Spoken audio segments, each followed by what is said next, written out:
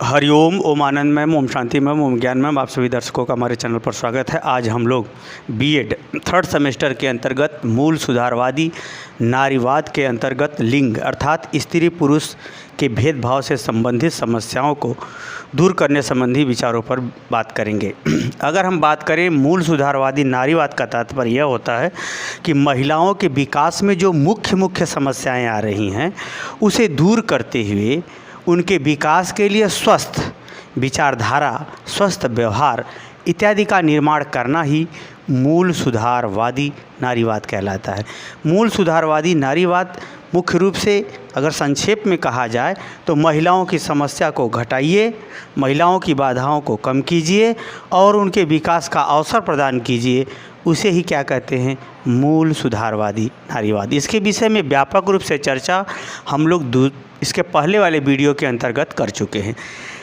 तो अब हम लोग देखेंगे कि मूल सुधारवादी यानी महिलाओं की बेसिक समस्याओं को दूर करते हुए उनकी स्थितियों में सुधार करने में ये जो लिंग है, लिंग का तात्पर्य होता है स्त्री पुरुष। स्त्री पुरुष किस प्रकार से सहयोग करें कि इनकी मूल समस्याएं दूर होते हुए इनके विकास का अवसर प्राप्त हो सके।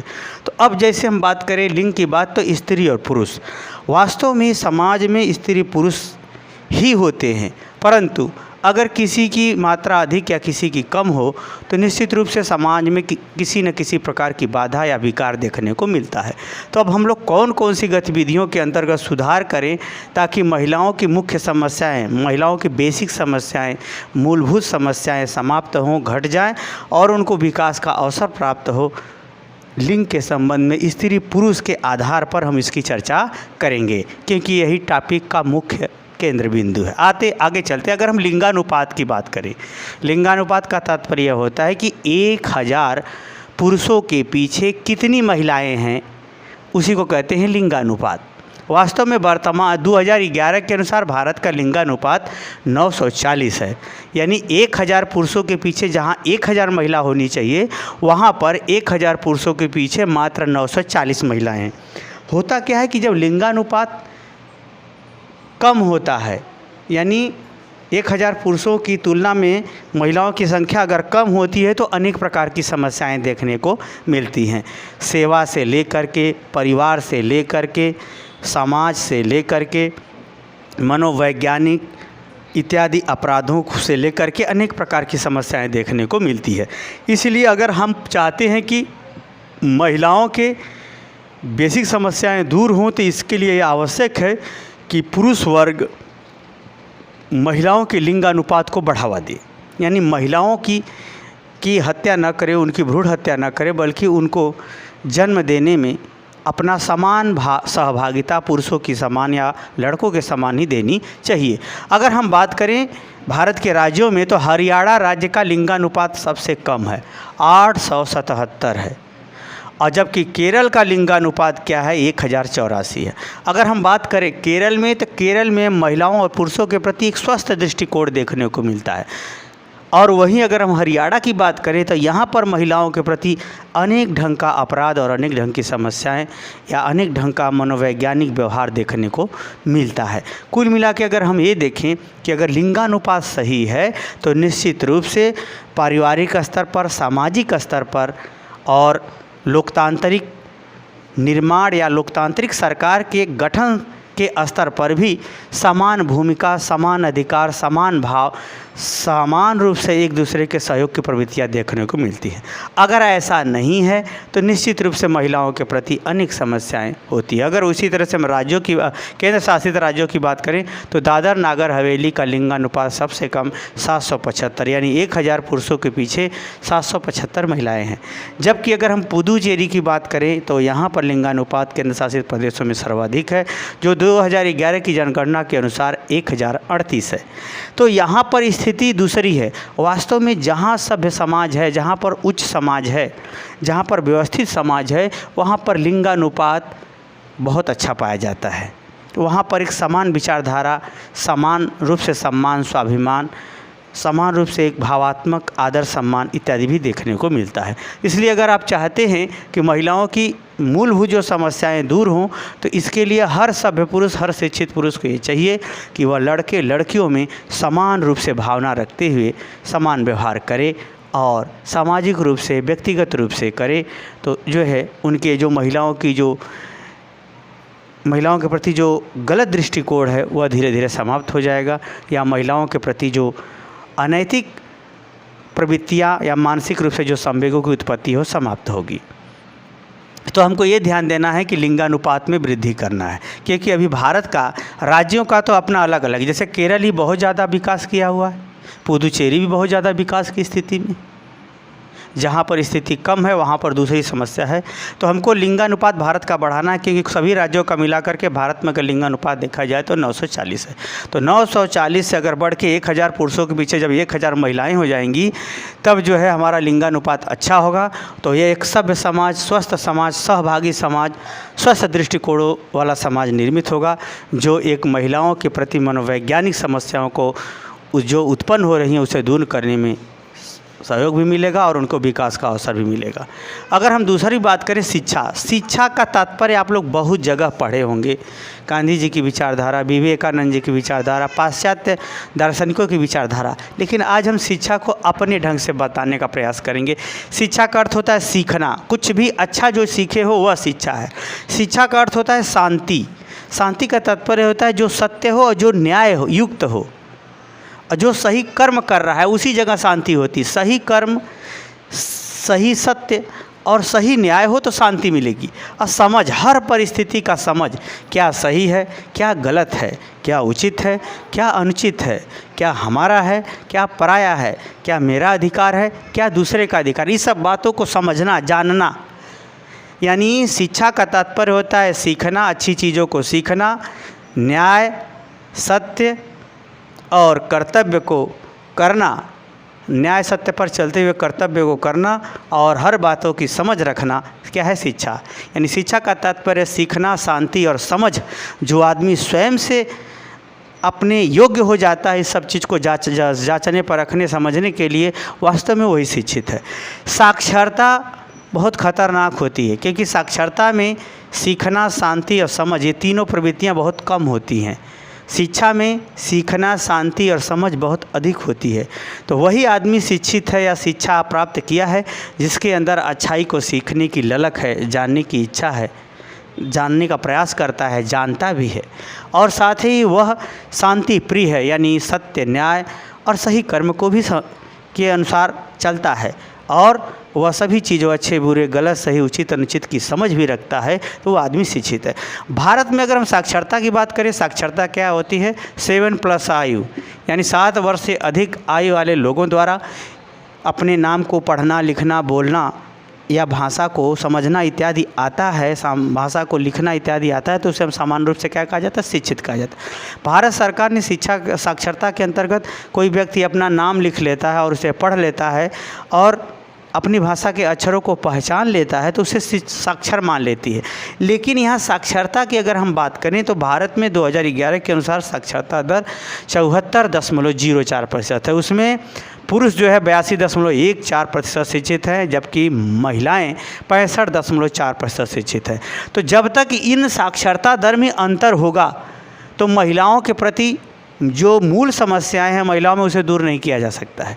जब ये साक्षरता यानी भेदभाव इनमें समाप्त करके समान रूप से शिक्षा को बढ़ावा दिया जाए, यानी 82% पुरुष शिक्षित है तो 82% महिला भी शिक्षित रहे, तब क्या होगा कि महिलाओं की जो मूल समस्याएं हैं व्यवहार में, घरेलू हिंसा में, या फिर किसी विषय के अंतर्गत या पूर्वाग्रह से संबंधित समस्याएं हैं, वो सब दूर किया जा सकता है और उनके प्रति एक स्वस्थ समाज, एक स्वस्थ व्यवहार भी किया जा सकता है।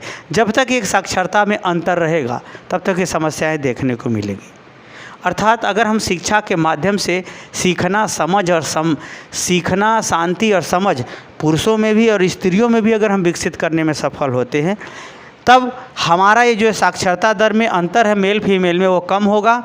अर्थात हमें उच्च समाज, उच्च व्यवहार, उच्च निर्णय लेने में सहायता और सरलता मिलेगी, जिसके वजह से हमारा समाज व्यवस्थित होगा और महिलाओं की मूल समस्याएं खत्म होगी, उनको विकास के या व्यवस्थित जीवन का अवसर उपलब्ध होता चला जाएगा।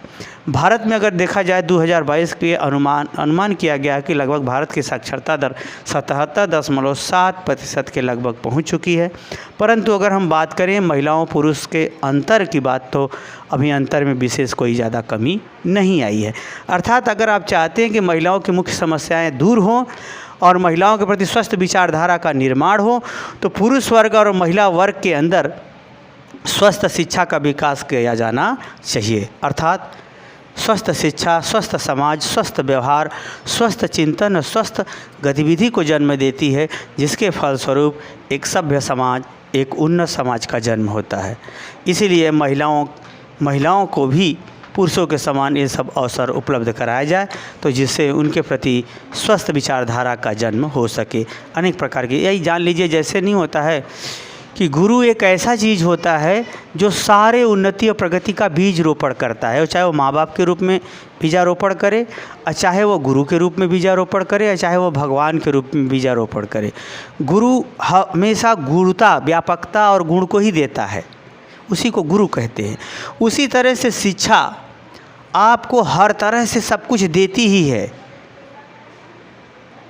तो जब शिक्षा में समान रूप से वह सहभागी और समान स्तर से वह उभर करके सामने आएंगी महिलाएं, तो उनकी बहुत सारी समस्याएं अपने आप ही समाप्त हो जाएंगी। इसलिए हर व्यक्ति को भले ही खाने को न अटे, शिक्षा के लिए प्रयास करना चाहिए। हर अच्छी चीज़ें सीखने के लिए उसे प्रयासरत होना चाहिए। आगे अगर हम बात करें, अगर महिलाओं में स्थिति में सुधार करना है या पुरुषों से उत्पन्न समस्याओं को दूर करते हुए उनके प्रति सद्भावना, सद्विचार या सुधारवादी विचारधारा को जन्म देना है, तो पुरुष वर्ग और महिला वर्ग को ये चाहिए कि जो सामाजिक समस्याएं हैं, सामाजिक स्थितियों में सुधार हो। सामाजिक स्थिति का तात्पर्य ये है कि चाहे गरीब घर की महिला हो, चाहे अमीर घर की, सबके प्रति समान दृष्टिकोण हो। बड़े अचरज की बात है, अगर माँ को लोग महत्व देते तो आशा लोग गरीब घर की महिलाओं का, जो बच्चे पैदा करने वाली माताएं हैं, उनका हक नहीं मार पाती। जो माँ को महत्व नहीं देगा वह निश्चित रूप से उस समाज में विकृति आएगी। तो समाज की जो सामाजिक स्थिति है उसमें सुधार करना आवश्यक है। जो समाज में रूढ़िवादिता है कि महिलाएं जो है ऐसे रहें, महिलाएं वैसे रहें, महिलाओं में ये कमी है, महिलाओं में वो कमी है, कुप्रथाएं हैं, मान्यताएं हैं। समाज में जो है लोग, पुरुष अपने को हीन समझने लगता है महिलाओं द्वारा व्यवहार किए जाने पर।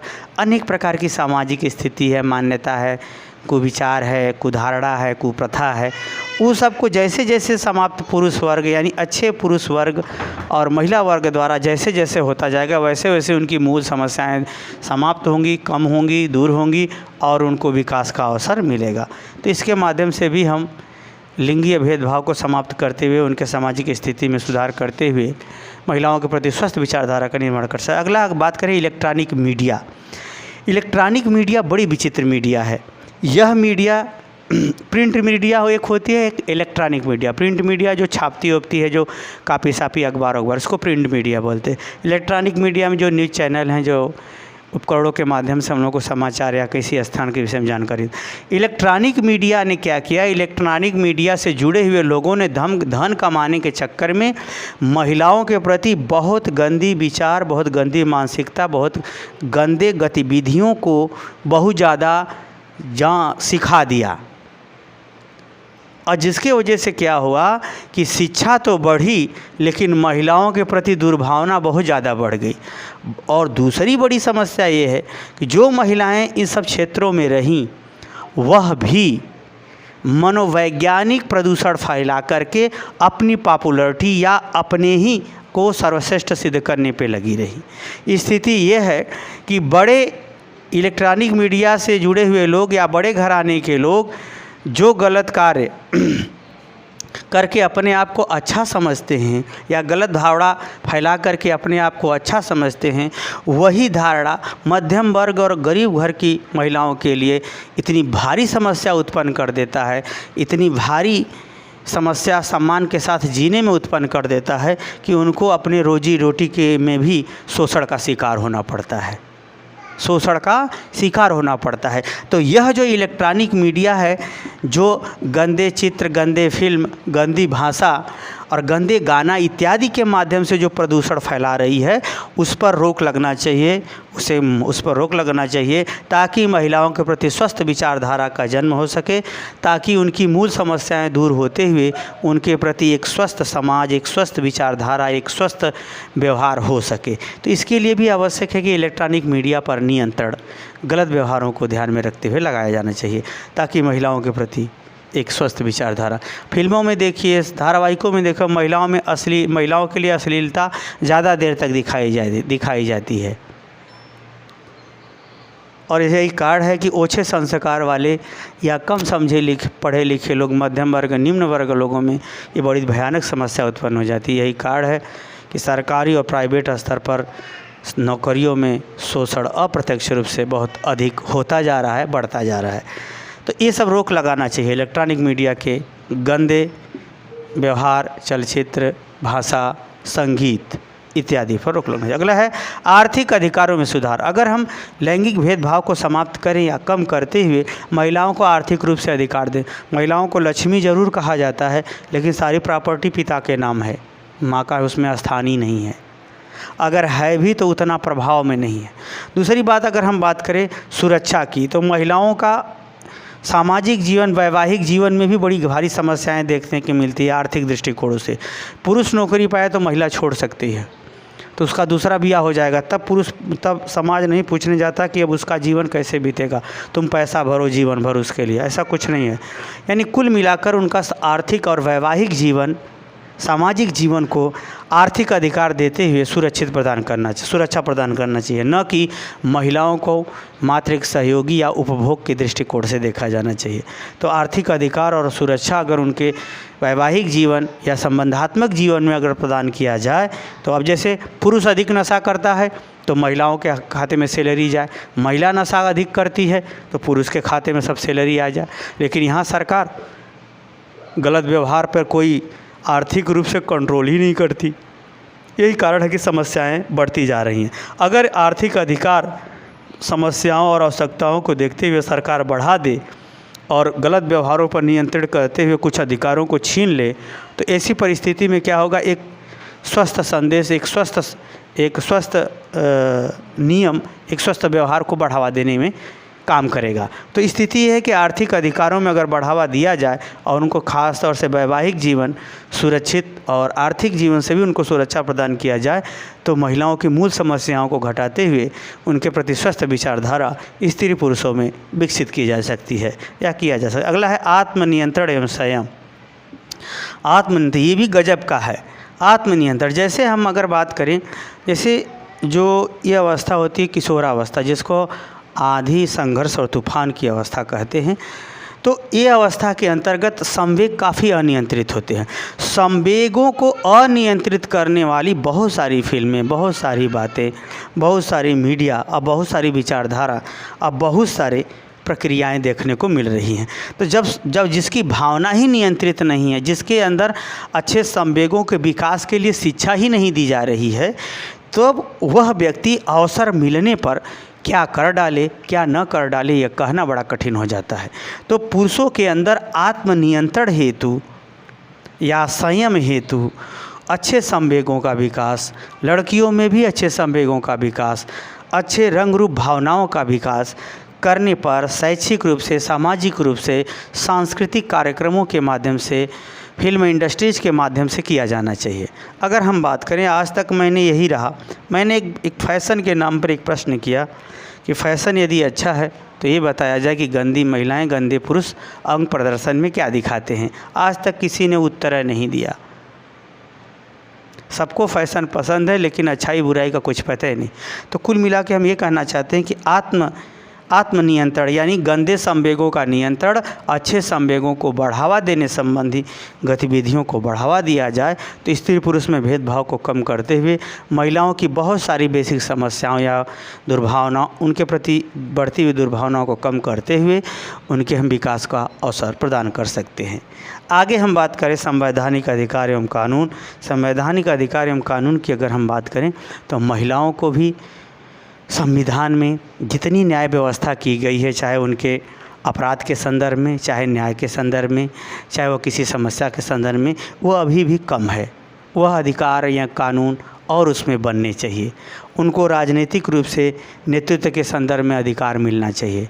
स्थिति यह है कि महिलाओं को अधिकार नहीं है, या हैं भी तो वह अप्रत्यक्ष रूप से ही उसमें काम कर पाती हैं। तो ऐसा न हो, महिलाओं को भी संवैधानिक रूप से अधिकार मिले और उस पर कानून बने, ताकि वह जो है अपने पक्ष को, अपनी समस्या को लोकतंत्र पर या मुख्यमंत्री और प्रधानमंत्री के स्तर पर वो जोरदार तरीके से रख सके। परंतु अगर महिलाएं अगर ऐसा नहीं करती हैं, अपने अधिकारों का दुरुपयोग नहीं करती हैं या अपने अधिकारों का प्रयोग नहीं करके लाभ उठाती हैं, तो फिर उनकी वो समस्या बन जाएगी, जैसे मणिपुर की समस्या बन गई।